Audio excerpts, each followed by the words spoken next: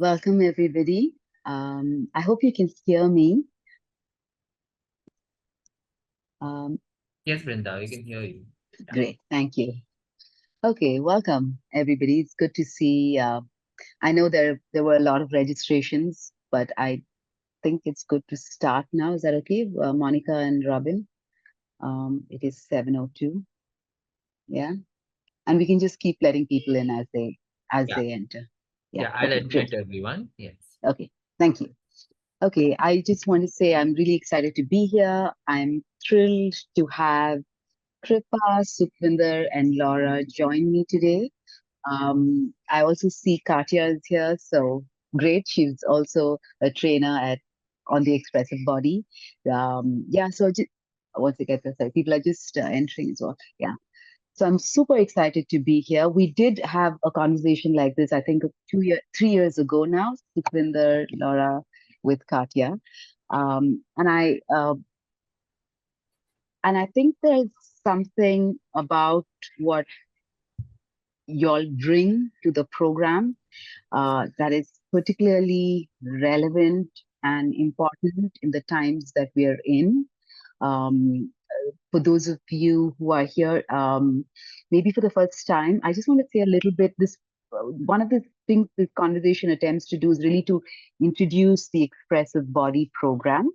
The Expressive Body program was conceived in 2020, and I think we did the first batch we ran in 2021. It was conceived during the pandemic. Yeah, and one of the reasons, and the tagline of the Expressive Body says, from wounding, trauma, healing, and well being. Yeah, it is really looking at that thread.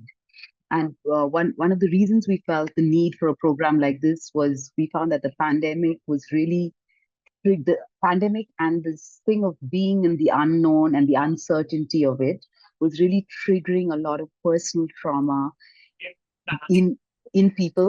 So the chaos in the collective was triggering kind of personal trauma, and we felt like a program like this, which at the core was about the deep feminine, really gives us an antidote to that. Um, and so we will talk a little bit more about the deep feminine. But uh, one of the uh, one of my first conversations with Sukhvinder in 2020, I think, or 2021, was we were talking, and she was like, "Well, this pandemic and this time of unknown is really her time," and I wasn't fully aware what that meant at that time. But over the last 5 years, I really get what he's saying. And I think, if anything, as a collective, we've kind of gotten a little deeper in this chaos and this space of not knowing. Um, so very much trying to see how does this program hold space for that. Yeah, and of course, when we work with the arts, which we do at Smart, we are constantly training people to step into that space of not knowing and unknown, but it in a very kind of creative, playful way. I think with the second Expressive Body, it's really to be willing to be held in that realm of the deep feminine, which is that deep, dark space of not knowing, or the womb, and I think Supinder can tell us a little bit more about that. Just that short introduction to why we're here, and I'm going to ask the presenters to introduce themselves, tell us a little bit about what they do, uh, and actually, all three of them do a whole range of different things. They're also trainers on this program and very much co-conspirators and collaborators. So I'm going to give them a little time to introduce themselves. Yeah. So could we start with Sukhvinder? Would that be okay? Sukhvinder, would you be okay to start? Thank you, Brinda, and thank you for having me here. It's such an honor. It's a pleasure. Yeah, so, my name's Sukhvinder, and I work with women and I hold space in circles where the divine feminine can rise and heal and take root in our bodies and in our lives. So, this work really inspires me. I have a background of process work and coaching and healing, somatic work, and also my own spiritual practice of more than 2 decades, 2.5 decades. Um, so, in an amalgamation of all this, what I offer, what I bring to the circle of women is the fruits of my own practice. Because that has a deeper resonance. So yeah, the deep feminine is, this is her time, and this is the work that truly inspires me, because in my own search to find who I am, I had to bring her into the center.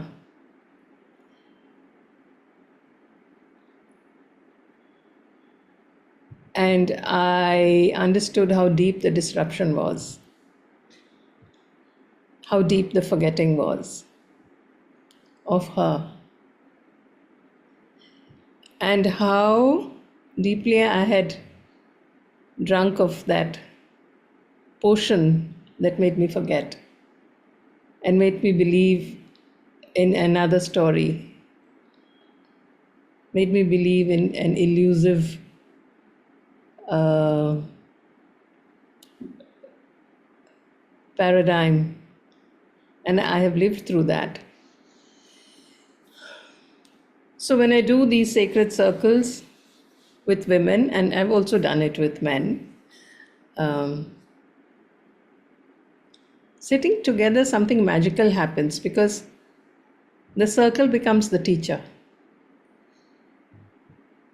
and her presence is so deeply felt. And I also know in my bones that the work of the divine feminine is not something we do alone, sitting in our rooms or sitting in caves in the Himalayas.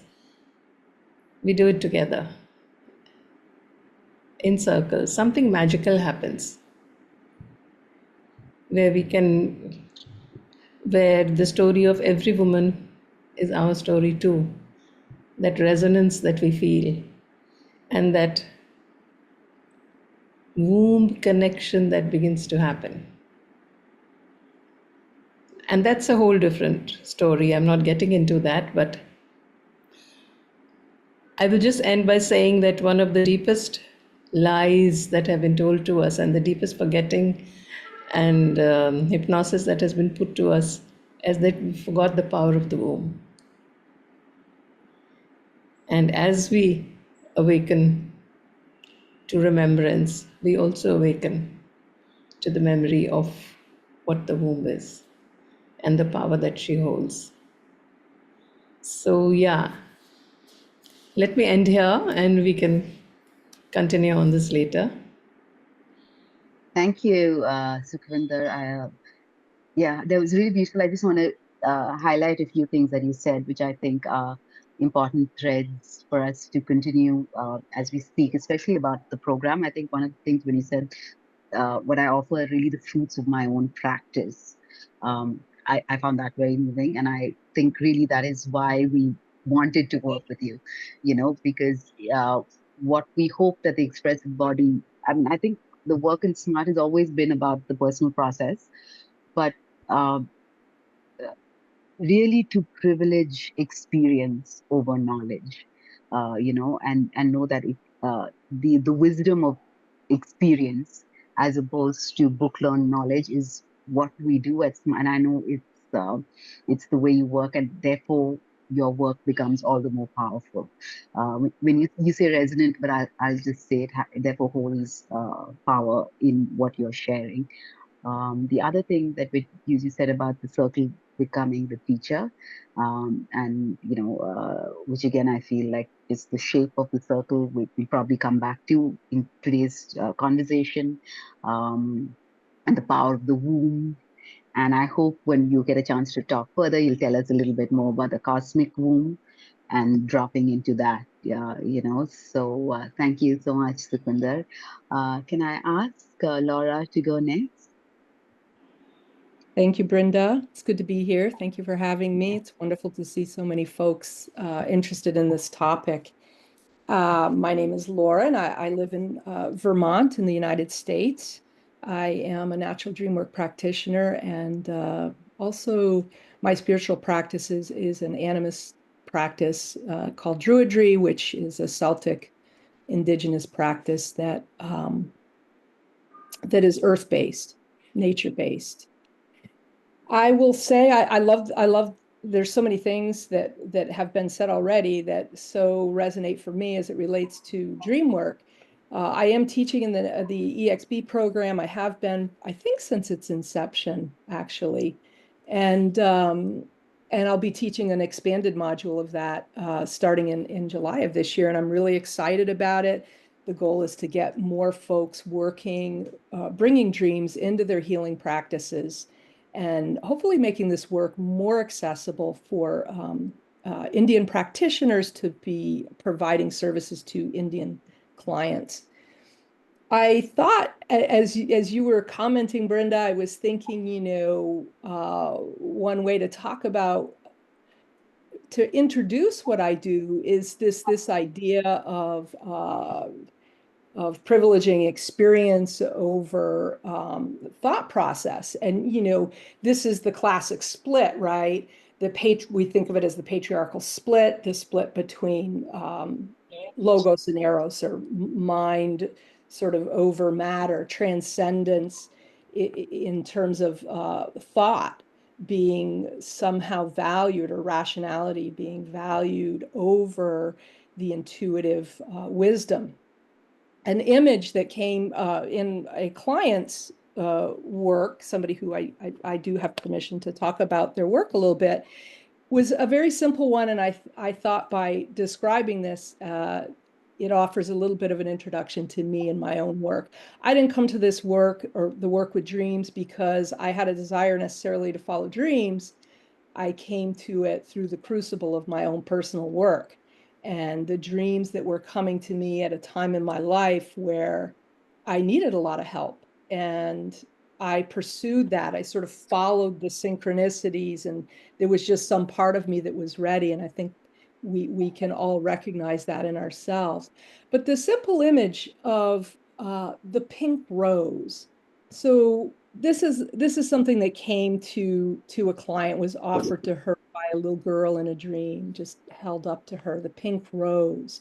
Now we can think of the pink rose. We could contemplate the symbolism of the pink rose. We could think about, well, what is the rose? What does pink mean? What does it mean to smell the rose? What is it? What is the symbolism of the thorns, for example? We could think about all these things and probably go online and research, what does a pink rose mean? And we could come up with all kinds of understandings. And some of those understandings are actually important and helpful to us. But the work, when the dream comes, this is an intelligence that is greater, that is coming from a greater source, a universal source. One of my teachers, Toko Paterna, talks about the mycelium network, and how, we're tapping into that collective, but it's really a mycelium that is global. But our work is really to become the pink rose, so we can receive the image of the dream. And if we were to close our eyes and feel the delicateness of our petals, the blush of pink on our skin, if we were to feel the strength of the shaft of the rose, and to really feel the thorns, understand how those thorns are protecting us, how they are helping us with our boundaries. What is it like to feel the fragrance of our own pink rose and to feel our place on the rose bush with the other pink roses? When we bring in this idea of community, I think is really important. But when we close our eyes, and we enter into this space, we are now connecting with a resonance within ourself. We are now allowing the sensuality of the rose maybe to arise in us a little bit and to really feel what it means to receive the pink rose.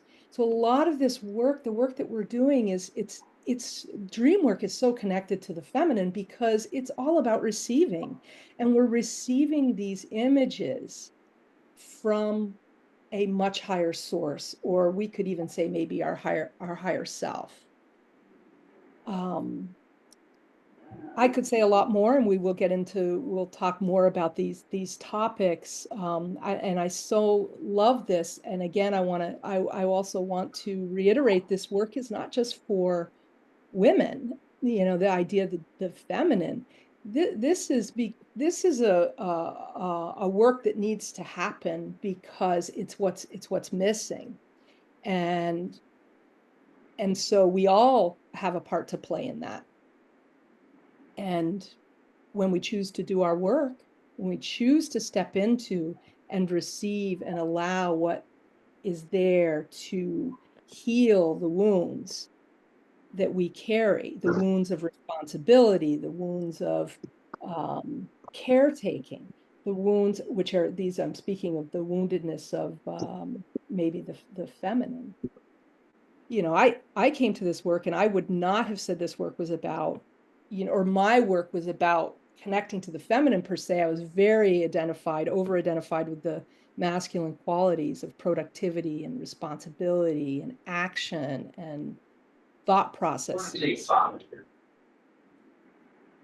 And so here we are. I'm excited to be talking about this topic. I'm excited to feel into it more. And my hope is that many of you will be excited to explore it more as well and join us for the EXP program or for the Natural Dreamwork module, which will be coming up in July. Thank you. Thank you, Laura. And thank you for that embodiment of that pink rose.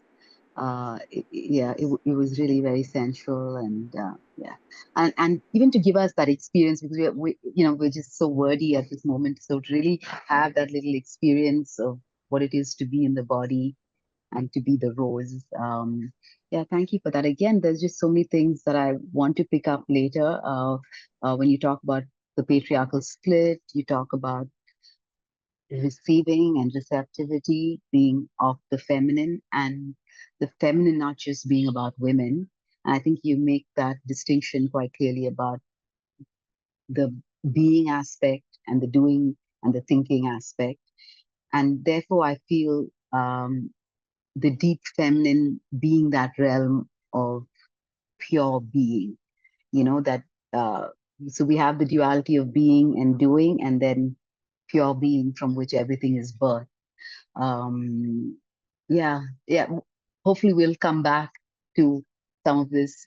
I just want to ask Kripa to speak a little bit before we go further. Thank you, Laura. Thank you, Brenda. This is reminding me a bit of the pandemic, but in the best way, you know, these opportunities for connection and how we can really enrich each other with these kinds of conversations. So thank you for bringing us together. And Laura, we didn't plan this, but there's a pink rose blooming right in front of my home. And today I was just gazing at it and thinking, you know, it's very hot here right now. I'm in Tamil Nadu in South India. And so in one day, it's bloomed and is already wilting. And so I was thinking about the life cycle and impermanence and the circle that you spoke about, Sukhvinder. So there's already a lot to talk about. So I'm Krupa. I'm an expressive arts therapist. And I suppose, you know, there are many labels I could use. One of them that I enjoy that I feel somehow captures my multidimensionality is artographer. I'm not sure if everyone would know this term, but it's spelled with an A/R/T, artography. And it's a type of research, but it means artist, researcher, and teacher. And I feel like it at least begins to capture some of the many roles that I carry. I've done some PhD research within this field. This is the mind part of my introduction, all around the faith and spirituality in this field. And I really specialize in nature-based, trauma-informed, but especially culturally informed practices within our field. And this is inspired partly from my own identity, which is that my parents are Gujarati. They immigrated from Gujarat to the US, and then now I've chosen to come back to my roots. And because of that, I feel the longing, and I can see so clearly all of the resources that are available here and how much we have to actually work with in this field, that we don't need to orient towards the West so much, especially anymore. And I think on this topic, the theme of the evening, the overarching theme, I think it's very present for me because I've chosen to live here in Tamil Nadu, and I face the patriarchy on a daily basis, and I'm sure many of you do, but I feel it in a very palpable way. It feels visible. It feels like it's surrounding all of us.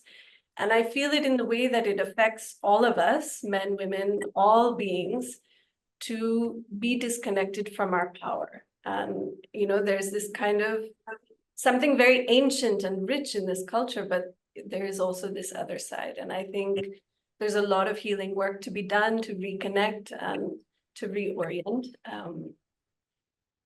Yeah, maybe I'll leave it there. There's many more things I could share. Thanks, Kripa. Thank you so much. And I really want to hear more about that. First of all, first time I'm hearing of artographer, and I think it's a fabulous word to introduce us to.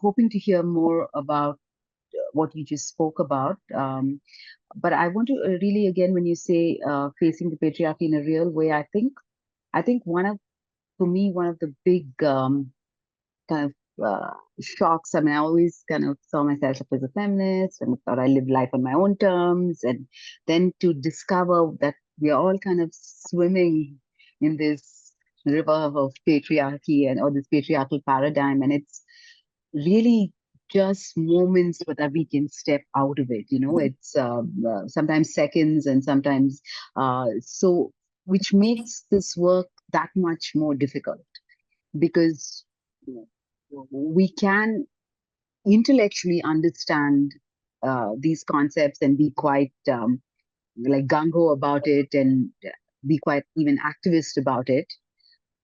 But there's something not real in it if you're not willing to have that experience of stepping out of the patriarchal paradigm, which can be terrifying because it's all that we have known all our lives, right? So even this switch from thinking into being for some people, it can be so scary and so many layers to it. And I think today, one of the things that we are really looking at, or one of the things that we're all witnessing, is this patriarchal structures crumbling. And for some of us, it should be a time of celebration because this is what we've been waiting for. But it's terrifying because there is no ground beneath us. We don't know what it means, and I think it really shows us how closely we've identified with this. So our own inner structures are crumbling as well, and I just kind of would be curious to hear from all three of y'all how you all experience this, how you all navigate this, especially as mental health practitioners, what that means. I think someone is not muted, and I just wonder if everybody could just mute because, sorry. I think it's Rebecca. Rebecca, if you can mute your Thank you. Sorry. So I was just wondering if I could hear from, Laura, Kripa, Sukhminder, just about what this means, or how you all witness this, what it's meant for your practice, and a little bit even how you see talk about this in mental health. Yeah. Is there anybody? I mean, I'm happy to step forward Sure. on this topic. Interestingly, I feel like in the realm of dreams that the dream doesn't really care so much about the morality of the human race, so to speak. In other words, the judgment, this sort of idea of left, right, and what's happening in on the political landscape. Of course, here in the U.S., we're experiencing this huge backlash, really, to, I would say, to things like the Me Too movement and this idea of the rise of the feminine. I mean, it's a real backlash. And there are many women even who are interested in upholding the social constructs of the patriarchy. We think of the trad wives and things like this. But the dream is more interested in that personal layer, what is within. So it's interested in helping us heal from the structures that we're talking about, because they also live within us. And so we can think about, I guess many ways it comes in the dreams with where we're experiencing, and I'll speak about the work of women. I have a one-on-one practice. I work with individuals sort of all over the globe, mostly in the US. I do have a lot of clients in India as well. But what I generally see in the dreams is like this way that we're trying to break free from the roles of either responsibility that relates to productivity in the world, for example, career, or motherhood, the idea of the caregiver who is continuing that role on into her life and into other areas where that is not what's needed. So oftentimes we are very caught in roles that are assigned to us really through the patriarchal structures. And so our work is about breaking those down some. So I've seen a lot of that work in my clients. One of the things I was asked to comment on was like the how the pandemic affected things. And an example is this idea of women keeping themselves small, or being disempowered. We talk about power, so like giving up their power, hiding, not sharing their gifts, or not fully embodying those gifts. And it showed itself during the pandemic with the mask. So the mask came up a lot, and oftentimes that mask was about hiding. So it was about like protection. It was about hiding.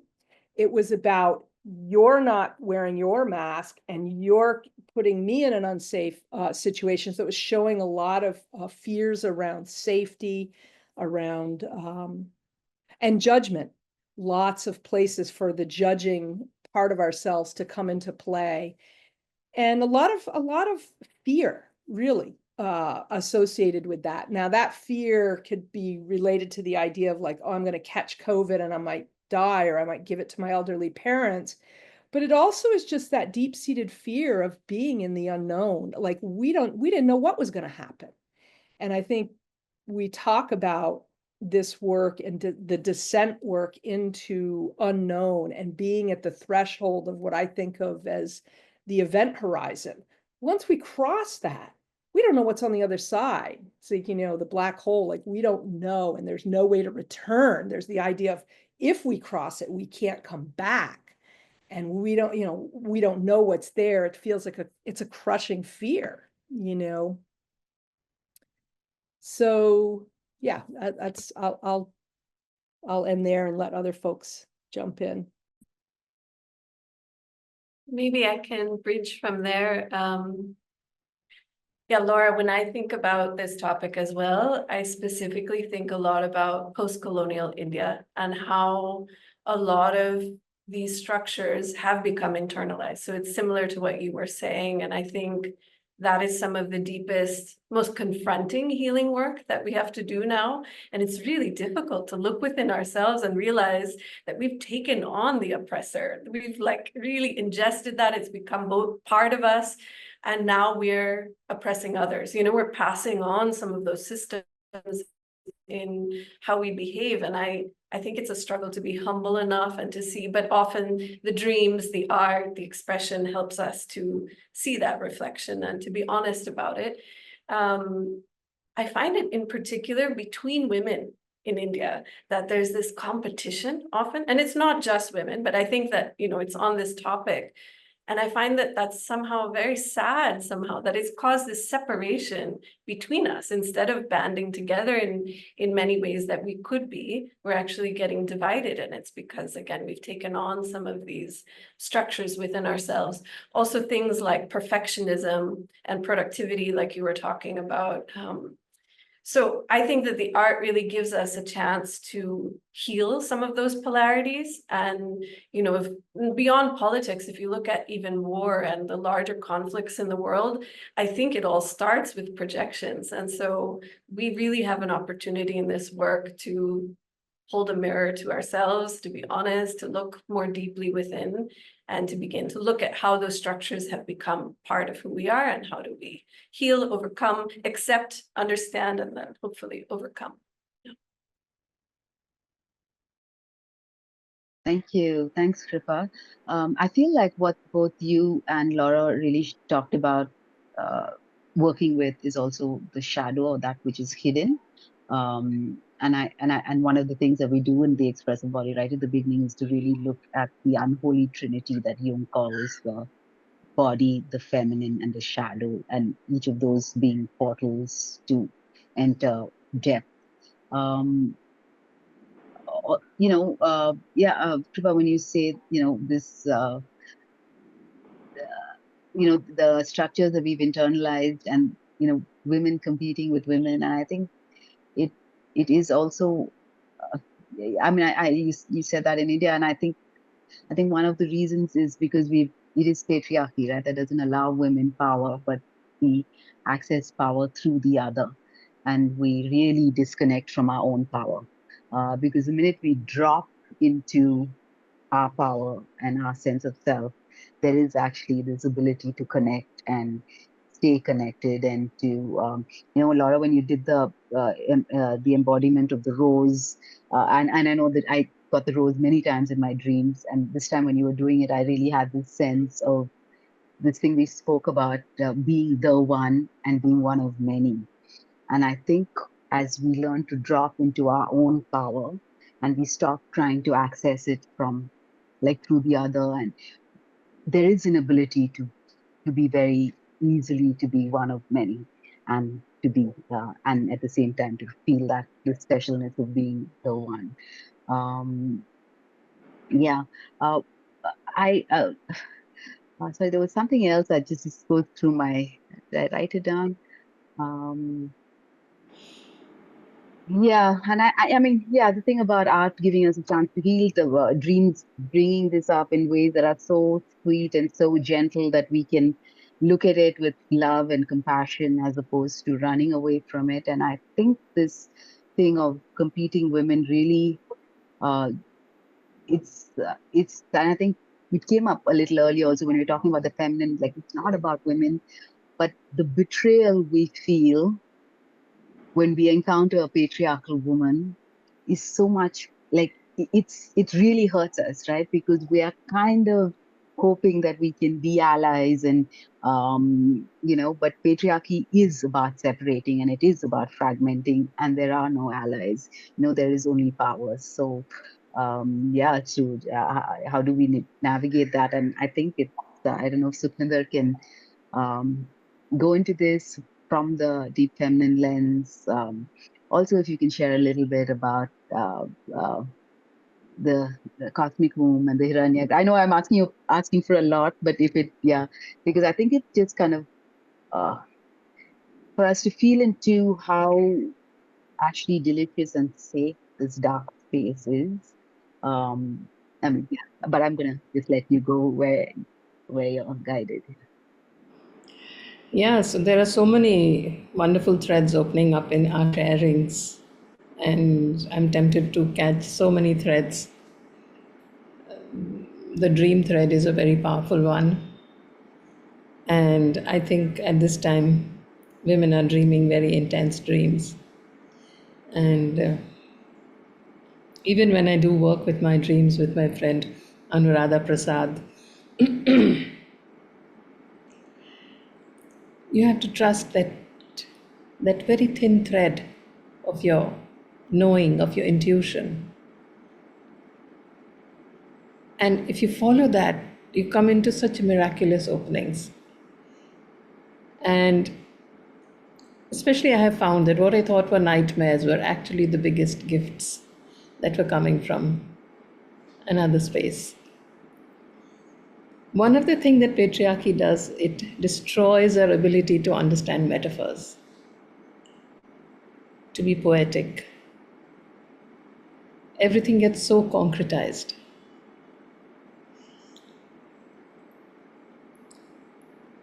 And it is also sad that in today's times there is very little funding for the study of literature and art. Everybody wants to go for science and technology and stuff like that. Universities also are, it's very insidious and quiet, but they're shutting down these kind of things slowly.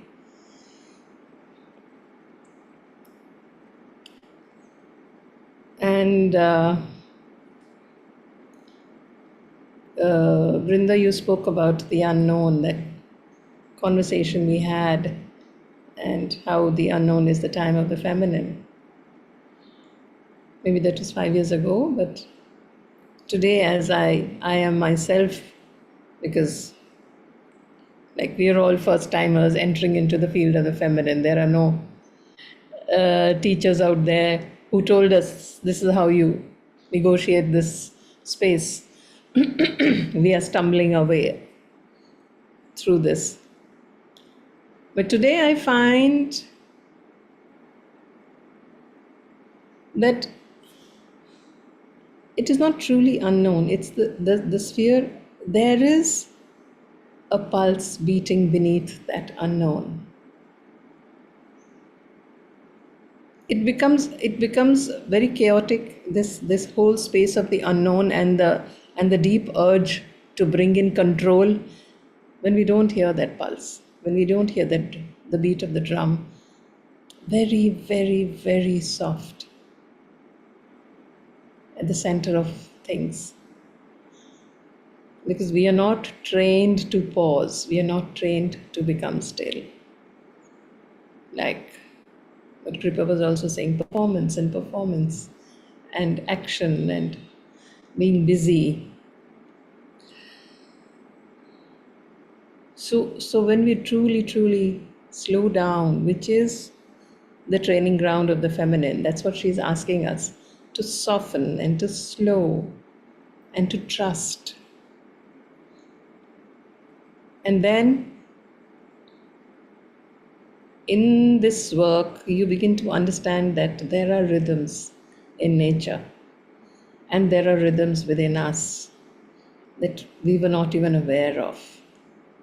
And then we start connecting to these rhythms. That's why the work of the womb is also very powerful, because that's where we hold a very powerful rhythm within ourselves and with the cosmos. And also, Brinda, you were speaking about the breaking of structures.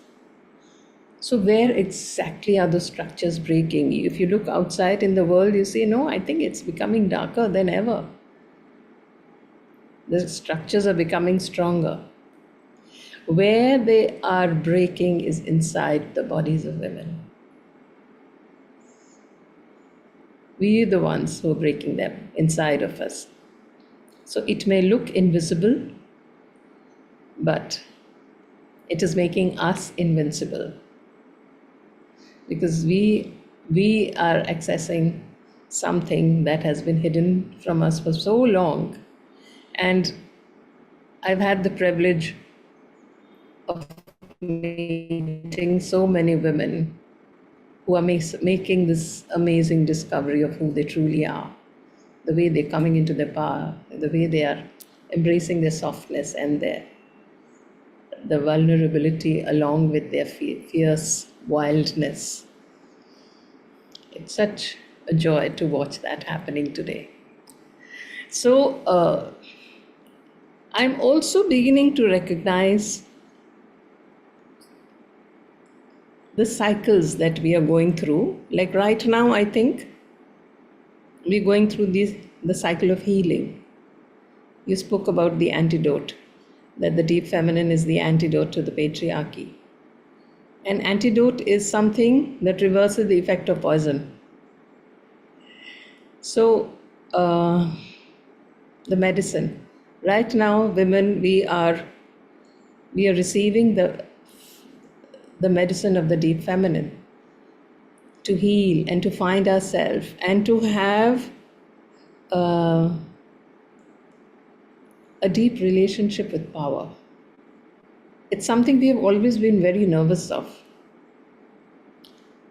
So while power, I would say, is the essence of the feminine, Shakti, she has gladly given it away to others, to the system, to the husband, the children, the mother-in-law, or whatever, the teachers, the gurus. And she's begging for crumbs, and they're not coming her way. So one of the things that's happening is she's reclaiming that power back. Oh, I remember, this power belongs to me. I was the one who gave it away, and it's being used against me. Sorry, I won't let that happen again. So as she's coming into her power and she's finding her voice, finding her courage, a new system is forming. It's literally a reset, moving away from the fight-flight conditioned responses into coming from a new depth. So this reset that is happening in our nervous systems, in our psyches, in the bodies, in the souls, there's a new operating system that's coming into place.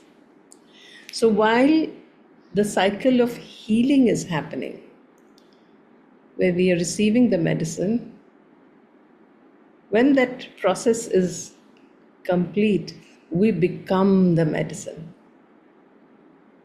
We become the medicine that the world needs.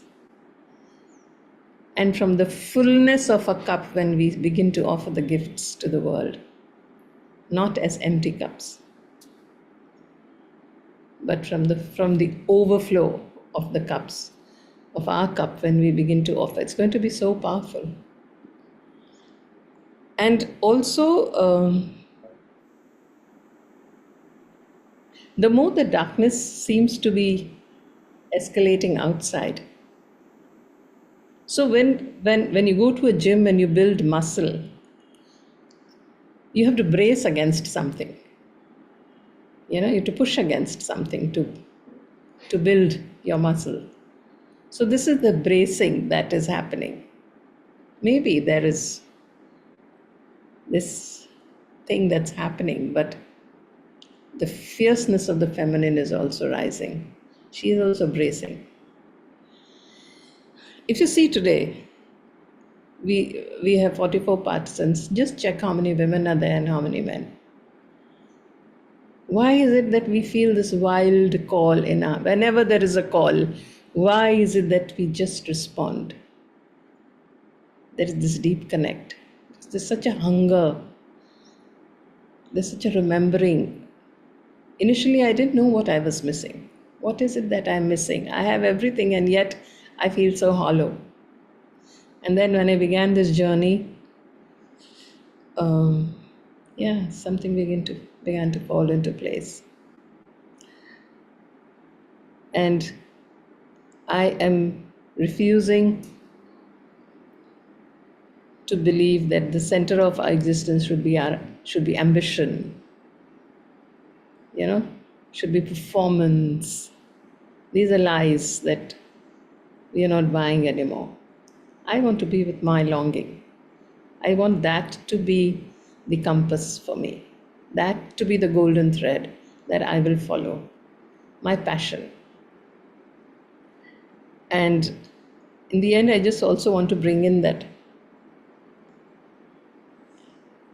one of the important keys to accessing the feminine is pleasure, which has been shut down so deeply that even when we say the word pleasure, we combine it with guilt and say guilty pleasures. And the ability to rest is one of the pleasures we owe ourselves. To say, I pause here. Yeah. So with that, I take a pause too. Thank you, Sukhvinder. Yeah, thank you for bringing pleasure and longing and desire into the conversation. It's always, I feel like I come back home. Um, and the sense of like the work can be delicious. And I also feel like there was a time for me. I feel like I was very ambitious in my inner work. I didn't care about anything else, but the inner work was like, and I remember a couple of years ago talking to a friend and saying, you know, ambition anywhere is not actually helpful, especially in the inner work, because it that taking away that the surrender um, to something larger, the ability to stay in the unknown. When I'm ambitious and I'm turning up for my all my sessions and doing it and being in my practice, I mean, it holds me, but there's also that doing is so much that there's really an inability to stay with the mystery, I think, of something. Um, yeah. So, I mean, thank you for reminding me of all these things and, and kind of giving us permission to follow our own rhythm and to, breathe and, and really bring pleasure into this conversation. Um, yeah. Yeah, and I think pleasure, beauty, and I think when we work with the arts, uh, we sometimes take, I mean, we are in the pursuit of beauty and but we sometimes take that for granted, and we start uh, assessing ourselves on the doing, and we forget the gestation, and we forget the, the just being alive in yeah. So thank you. Um, I wonder, Kripa, if you could talk. I mean, when we talk about the arts, if, I know you started a little bit, but I wonder if you could just go a little bit further about Indian art. I know there was, we did a module on the goddesses, uh, and all our art really is kind of celebrating that, and to look at a little bit, uh, we are kind of staying away some, you know, uh, uh, and what is that kind of disconnect, and how do we meet it, and how do we meet it in a real way, in a very experiential way. Um, yeah, and also, Kripa, if you have the time to really, talk about what it means when we really talk about decolonizing mental health, especially as practitioners that use art. Okay, thank you. That's many things. I'll I try. know, sorry. No, but I wanted to respond to what you were just saying actually about beauty, and that connects many threads. I think when we really talk about decolonizing art, it's redefining what beauty is, because there's beauty in the chaos and in the mess. Um, in the darkness. Like, even if we look at the words dark and light and all the associations to these two words, and we truly decolonize and liberate the meaning that we've associated to these two concepts, there's already so much there. And so through metaphor, we can begin to unpack and tear away these labels and maybe befriend and begin to know the things that have been pushed away from us and we've been told not to do, or, that's not allowed. So there's a lot of freedom to make mess and to play in order to get to know ourselves better.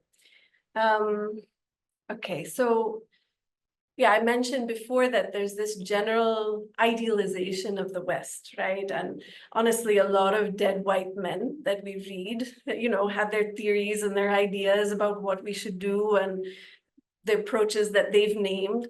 And the truth is that, for centuries, people around the world, but especially here in India, have already been doing that inner work and have been researching and have their own names for these practices. And I'm experiencing a lot of grief personally at this particular moment because of the ways that politics and religion are getting mixed. And I'm seeing so many people just push away from all of this wisdom, the resources that are here in this land. And it's really heartbreaking to witness this, like, giving up and an aversion, to all that really comes from this place that's just the work of our ancestors, the research of our ancestors to find practices to cope with daily life and the challenges and living in survival mode and how to find beauty amidst all of that. I think there's a lot of relevance for us today. And so I'm particularly interested in, and in the course, we explore this, we're moving from goddesses now into how we remember our own divinity and using a lot of the traditional art forms from India, like Mendi and henna. So how do we relate to our own bodies, but with a new, deeper therapeutic approach? So referencing, resourcing the traditional meaning, and then seeing the ways that we can adapt these practices now. Another practice is kolam or rangoli, drawing on the earth. I mean, it's infinite. I could go on and on about the beauty and the power and the wisdom and the whole syllabus for life that's in these patterns. So we have these resources, and I think it's about time that we stop trying to only paint and draw with plastic and manufactured materials, and actually orient down to the earth, be humble, maybe sit down, play with the leaves and the earth, and reconnect to ourselves through these art forms especially. That's so powerful, Kripa. And I would just like to add that even all the religious and spiritual practices that have been handed down to us and told, this is your practice. If you do this, then you will get this. If you don't, then you don't get. To move from that place to a place where the spiritual practices are arising from the body, from our own deeper knowing. Spending time in a forest with an animal, just with your pot of in your garden, or just with a cup of tea, just with your journal, just sitting with your dream, just having a deep conversation with your friend, just dancing alone in your room, just stirring the pot in the kitchen. Women are finding so many ways to connect to themselves and creating their own spiritual practice from the depth of their own sovereignty. I think this is a very big breakthrough and a very big reclaiming that is happening. And the more we trust the body and its infinite wisdom, like speaking about decolonization, one of the things is we were not even allowed to make the natural sounds that come from the body. A sigh or a moan or a groan or a wail. these are ways in which the body wants to move. Can we give her that space to do that, to express? So, what you talked about, the expressive body, yeah, what does it mean to have an expressive body? It's such a rich term, an expressive body.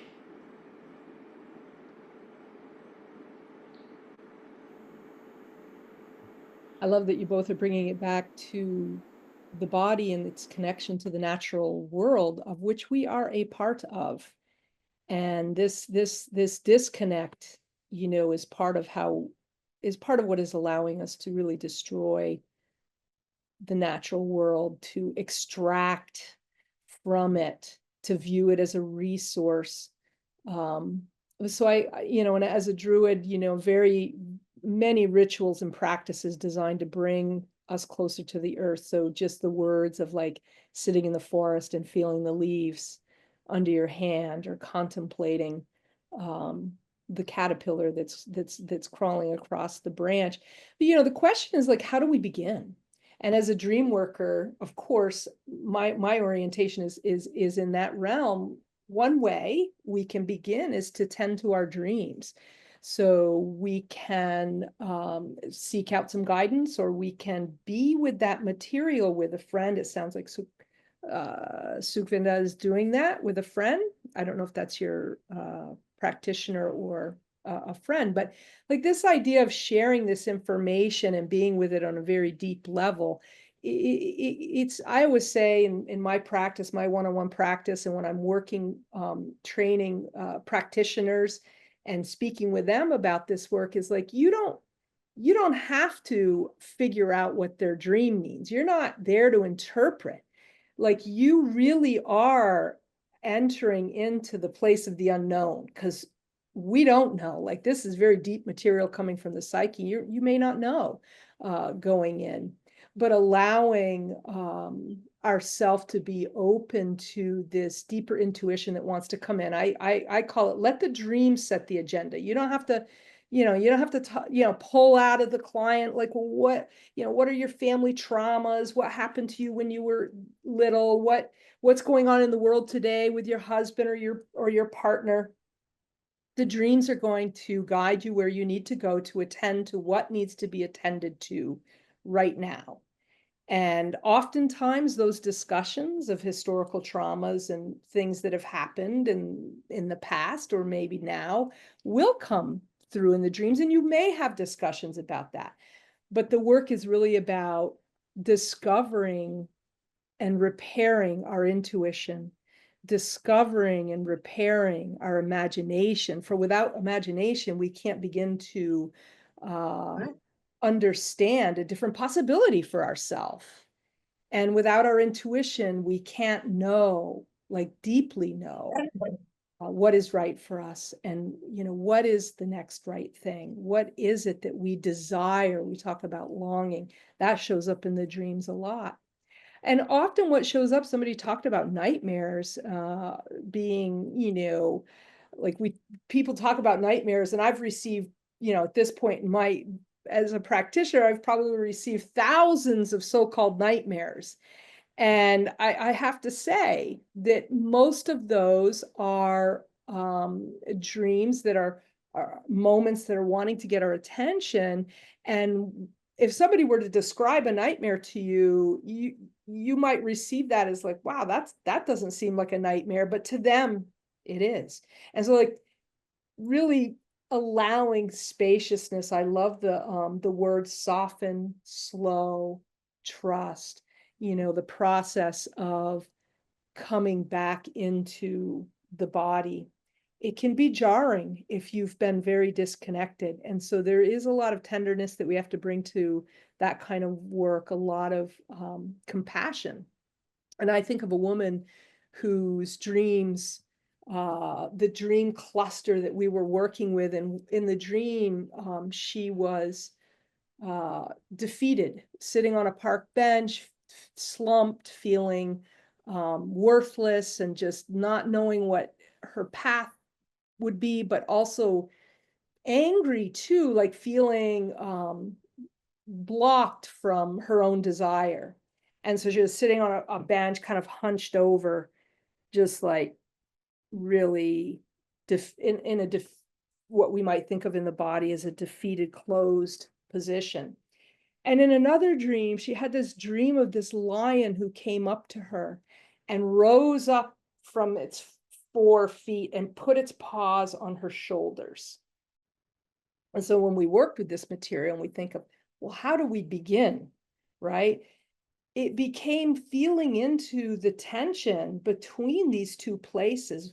And, we think of, how does dream work fit with the expressive, authentic movement, for example, is about working with the gesture. Like literally feel yourself like this, and then feel yourself like this. As like the movement from closed to open. And there's a resonance that happens in this work, and you will feel it in your body as a kind of sensuality, really. But it's a resonance, and the work that happens in the container of the circle of women, or the one-on-one session, or even in the modules in EXP, that work that's happening, the group members or the two, it's especially noticeable in the one-on-one sessions. Like there's a resonance that occurs between the practitioner and the seeker, the one who is working on their growth. And you will feel it. It's that moment when the message of what's happening is so deeply received, not just by in my case, the dreamer, but also by me. Like we together are recognizing we have just hit this place that is powerful. How do we begin? We begin by seeking out practices that will bring us into our bodies, that will connect us with this like really deep source of wisdom that's like in us, that we've forgotten about or we didn't know about.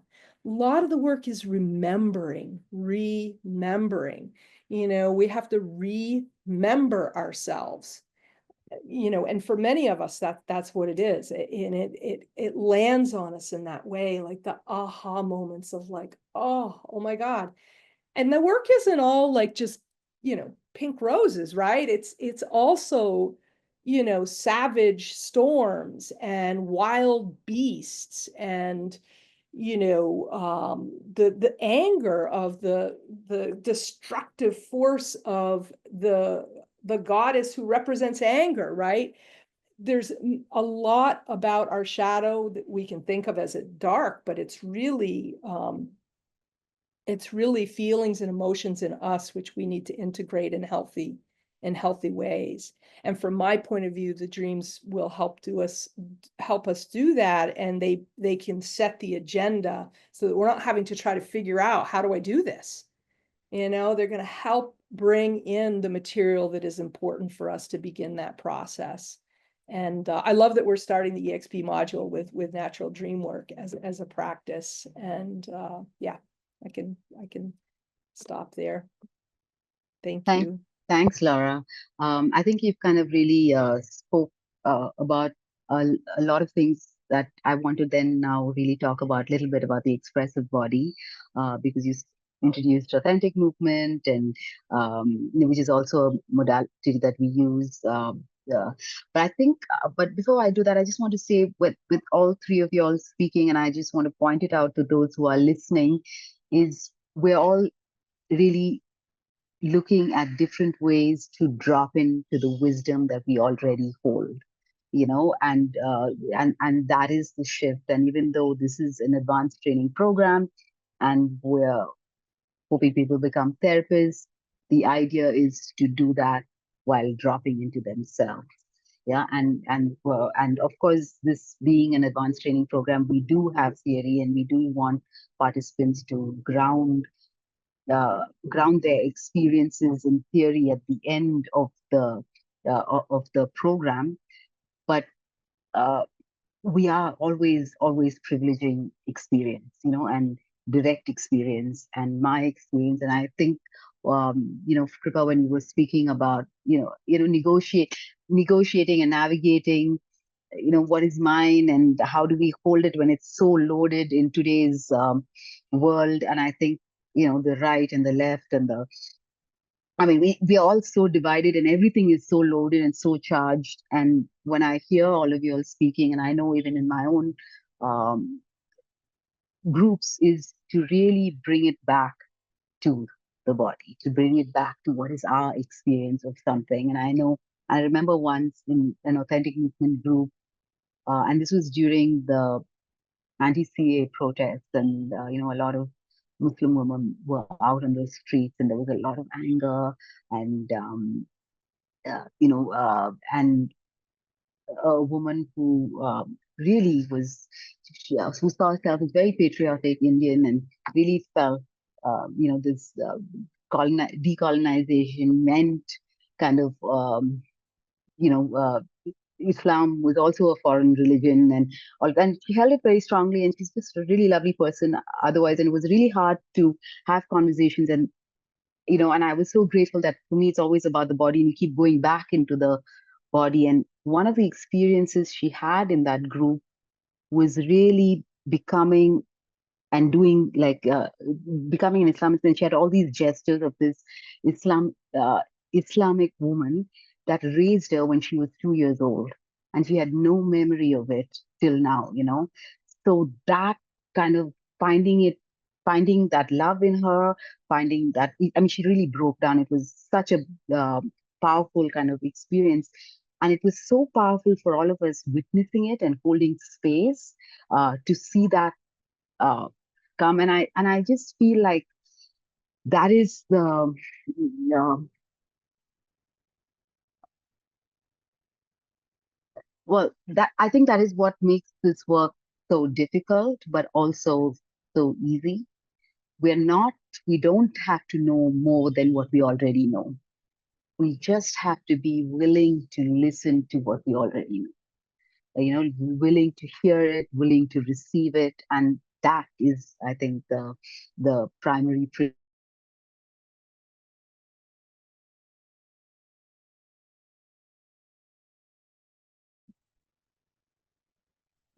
I think we just, did we just lose Brenda? I think no, Yeah. I think it's a internet. Yeah. Mhm. Well, I love what Brenda was talking about. And while we're waiting for her to come back, I thought maybe I'd share a dream moment that from my own work, from a dream I had last week. And I'm sorry. Oh, there I'm she sorry, is. I dropped off for a moment, but continue, Laura. Well, I was loving what you were saying about like coming back to our own work, and also I think it was said, this idea of we become the medicine, right? Sufindas was talking about this, and sometimes we don't even recognize that that's true. But I had a dream last week where I was looking for my people, and I walked into I climbed up this hill and I walked into this forest. It was dark, and the dream became what some might think of as almost nightmare-like. It was a place I had been before, but I had in the past, I had this memory in the dream that I had turned around and was like, oh, this isn't the right way. I need to turn around and go back and go this other way. Well, this time in the dream, I decided to keep going forward, and there were like animal skulls on the ground, like big bear skulls, and I could hear things in the forest. It started to get really scary, but I kept going, and I came around the corner and there was a house and suddenly it was light out and we're overlooking the ocean. It was kind of this beautiful scene, and there was a woman in this house, and she invited me deeper into the home, and I went. And in the dream, what happened was I was at a sink with a mirror above it, and I splashed some water onto my face. And she was there, and she said to me, splash more water. And so I splashed more, and she goes, and really splash the water. And I kept splashing the water until I realized suddenly that I was feeling grief, and I was feeling my own tears. And she asked me, she said, who told you who told you to do this, or who told you about this, something like that. And in my mind, who came to mind in the dream was my birth mother, who had died, who I had met. I was adopted. I met her, and then she was taken via a car accident 10 years later. And I felt like, she was somehow behind this. But in this conversation, what's also coming to me about this is it's like me. I did this. I went forward. I continued forward past the skulls and the scary forest, and I accepted the invitation to go into this strange woman's home. And I listened to her when she told me to splash the water, and I allowed myself to feel those tears. And so like now I'm receiving that dream even in this moment in our time together here as that moment of like, yes, I knew to do this somehow. Like I didn't know, but I kept going, and trusted I somehow, like it's the miracle of like, how do we know, this medicine for ourselves? Often it's in hindsight, but often it's in the process of being with that moment. So I'm receiving that dream on a much deeper level right now in this moment. And it sort of like came up for me as you were talking, Brenda. When you got cut off, I thought, oh, I'll take the opportunity to share that moment. Thank you. Thank you, Laura. I do want to, keep at least 10 minutes if there are questions. But the next 5 minutes, I want to just very quickly introduce the Expressive Body program. There are a few changes. One of the things, and I think it's keeping in this, of talking about it being circular and listening to the rhythm and pausing and all of that, what we've decided is it was a 1 year program which we extended to a 1.5 year program, and this year what we want to do is actually break it up into some small modules which have credit, and you build up your credit. So you attend each module, and the module that we start with is the Natural Dream Work module. So that's open for registrations. So there are people who are signing up for the entire Expressive Body program that will be held over 1.5 years. And we also have room for people who want to just sign up per module. And even the the Natural Dream Work module itself, it's a practitioner's training program. It's to train you to become a practitioner. And however, you can attend the module and learn to work with your own dreams. But in order to get certification, it means deeper one-on-one work with your dream work practitioner. Yeah. So what we're really trying to do is to give participants a chance to be able to pace this work depending on their own inner work. To match, so it's a more organic, more authentic way of doing a program, a more so certification depends. There is certain rigor, of course, and certification depends on that rigor, but we don't want that to get in the way of your own personal process. Yeah, so just saying all these things very quickly, but wanting to open this space out for questions, not just about expressive bodies. We still have Laura, Kripa, and Sukhvinder with us, so you're welcome to direct questions to them. I also want to just introduce you all to Katya, who's here, who's doing the module on trauma. So she's here. Katya, I don't know if you can just wave to everybody. We can't actually see you, but yeah, so we're all here for questions. If there are any questions or any sharing or anything that would like to be spoken in this circle before we bring the circle to an end in 15 minutes. Yeah. And you can even type out your questions if you do have.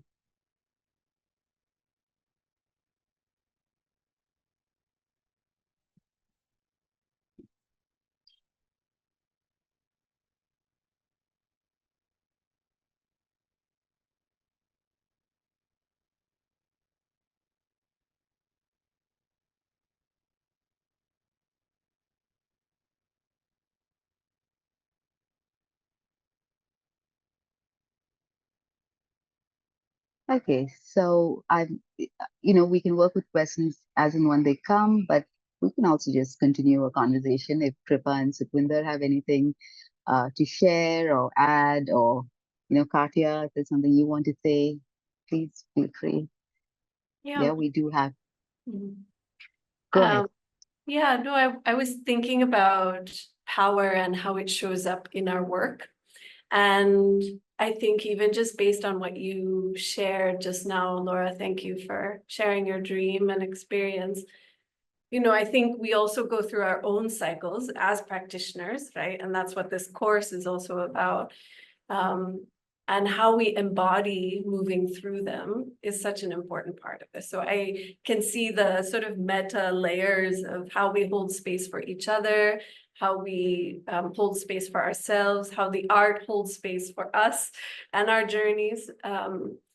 And I was just thinking also about the relationship to the art. So it's not that as a practitioner, I know so much more than you, but that I'm helping you to see a reflection of yourself. So I think that's part of decolonizing, moving away from patriarchy. It kind of ties together some of these threads.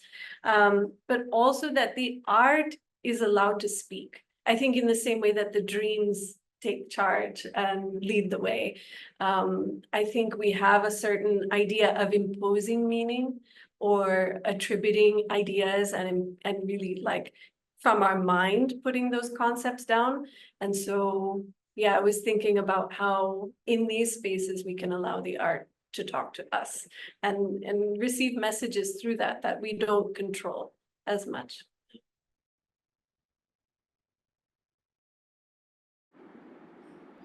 I would just like to add that when we connect to the truths deeply inside our body, I may be sitting here and speaking very smoothly, but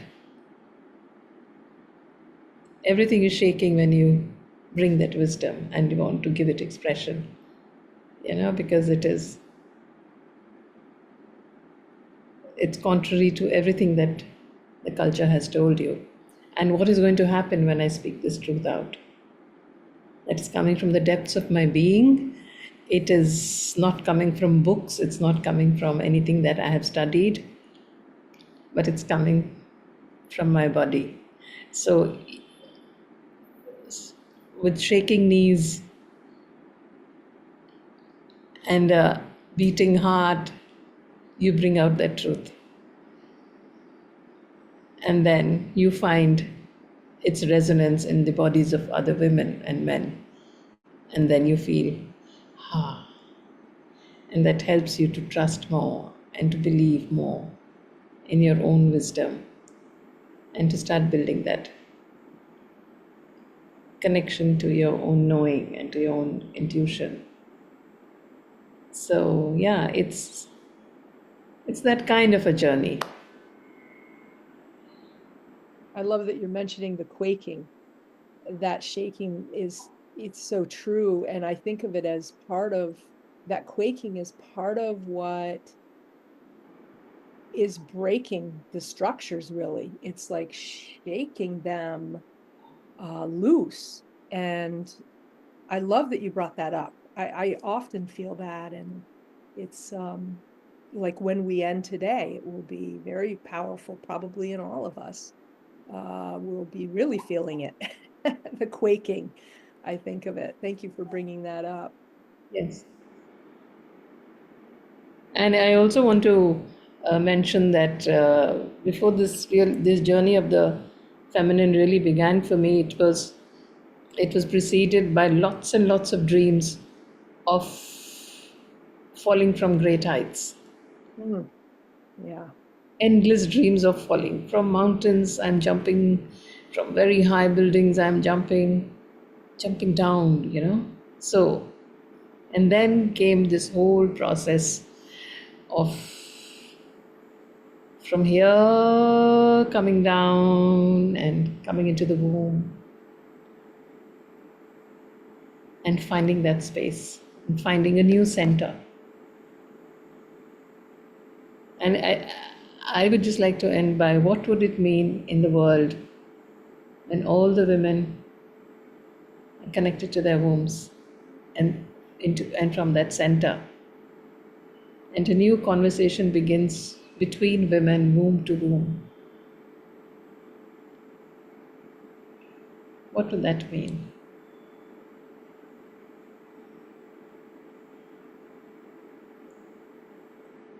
Thank you, Sukhminder.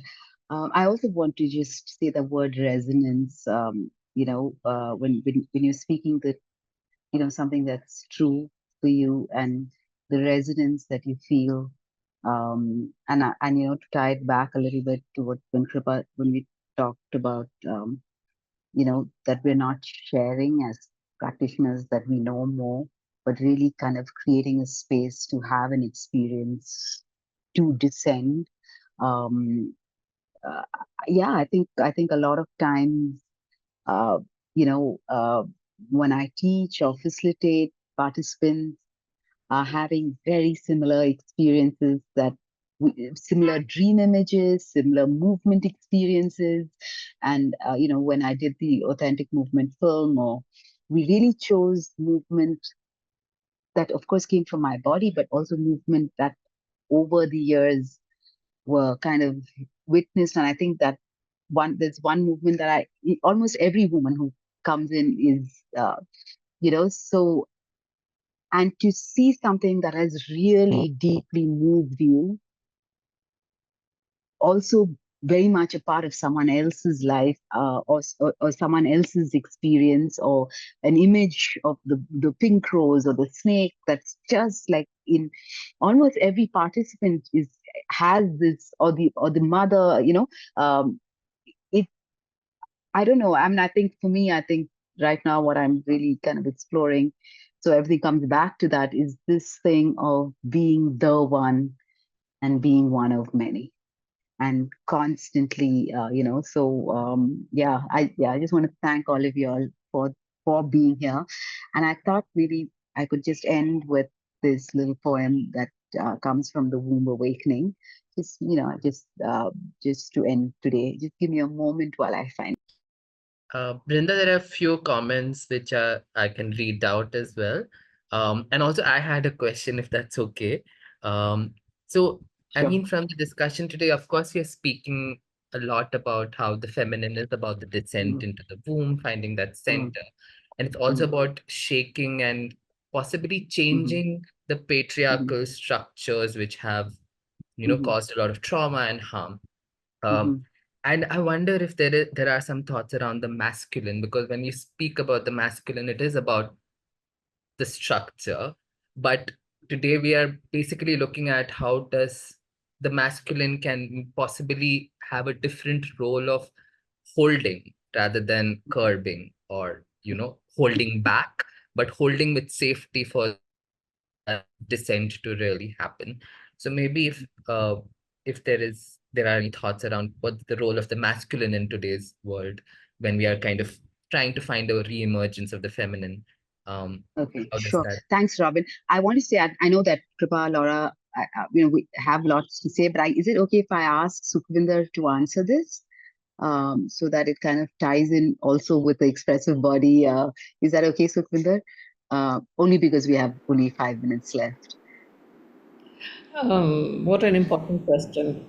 And the journey of the masculine is very different from the journey of the feminine. And I am part of a reading circle with men where we are reading about Iron John. And literally my breath, is taken away to see how different the journey of men is. But coming to the masculine and not into the genders, um, when we speak about the feminine, the true feminine, she is never ever separated from the masculine, ever. So the moment we bring in the healed feminine, the healed masculine is also becomes available. I mean, they are so intricately dancing together.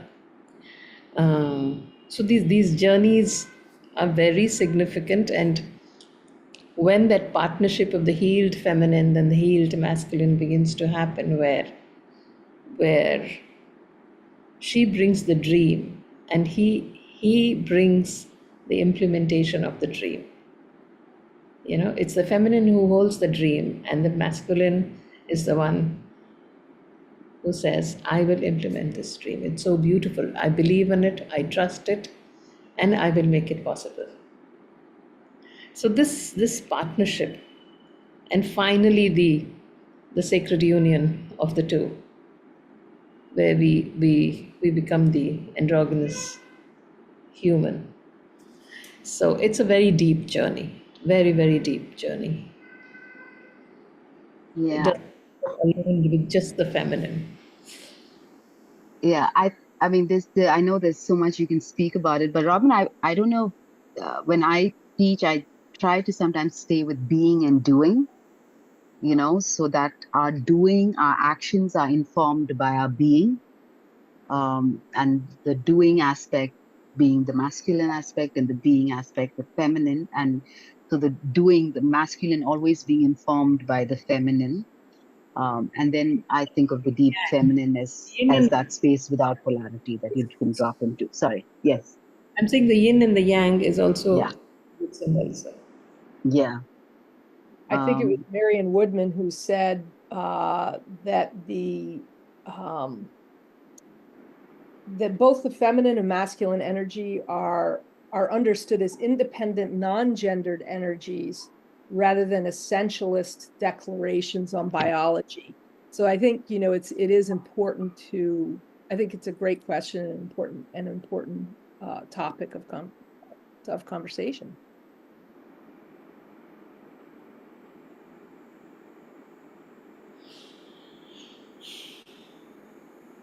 Thank you so much.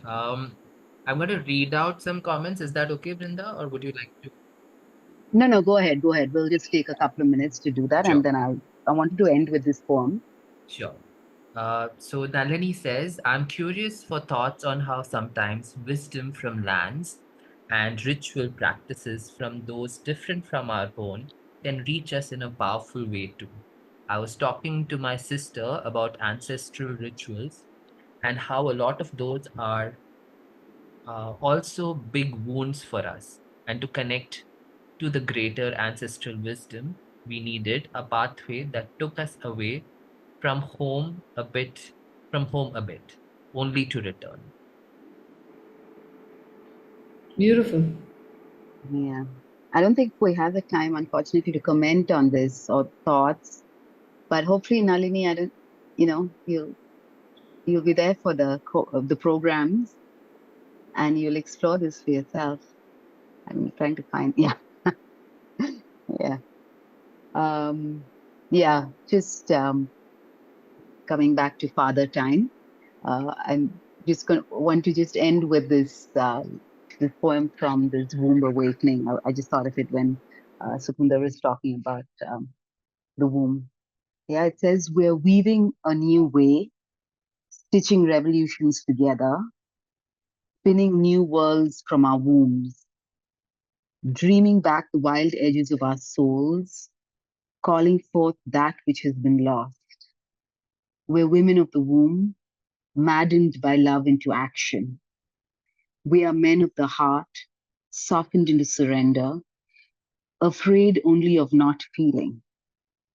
We are thinking in a web. Your thread holds mine together. We are tale weavers and troubadours, telling the words that were broken, singing the songs of longing. We are weaving a new way, gathering the thread of pain, spinning it back into gold. Um, yeah. So I think with that, we'll bring this to an end. Um, thank you, all of you all, for being here, really, and being interested in this work. And yeah, and hope to see you all soon. Just one last thing to say that the Natural Dream Work, it's open. The registration for the Natural Dream Work course, the first module is open, and it's on our website. Might quickly just put it on the chat. Yeah, thank you, everybody. Thank you, Laura. Thank you, Kripa. Thank you, Sukhvinder. Thank you, Brenda. Thank you all very much. Thank you, Brenda. I'm excited to see some folks from this group in the the upcoming Natural Dreamwork session in EXB. And thank you all for being here. Yeah, thank you so much. Thanks, Monica and Robin, for really holding our structure and creating this. Yeah, without which nothing would be possible. We'll just be dreaming and nothing would be materializing. So thank you so much, everybody, for your time.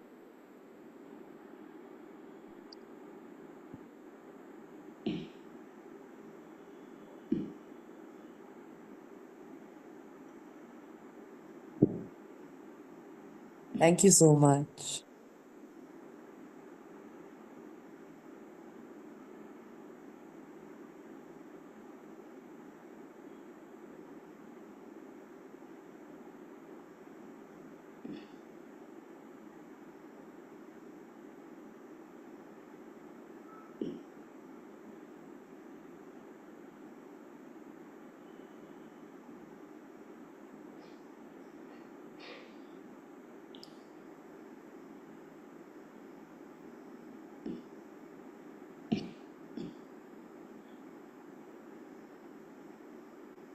Um, I feel like maybe uh, some people may have left the space. Uh, Should we close the so meeting and yeah, I just want to really just say thank you to Laura, Kripa, and Sukhvinder, really for giving your time, your presence, your wisdom. Yeah, it just means so much, and it's so exciting for me to be part of this and to um, co-create with you all. It really is a privilege and an honor. So thank you so much for your trust more than anything. Yeah. You. You. Thank you, Linda. I hope there will be many more conversations and sharing. Yeah. Yeah, this Yeah, is a I'm really fun conversation.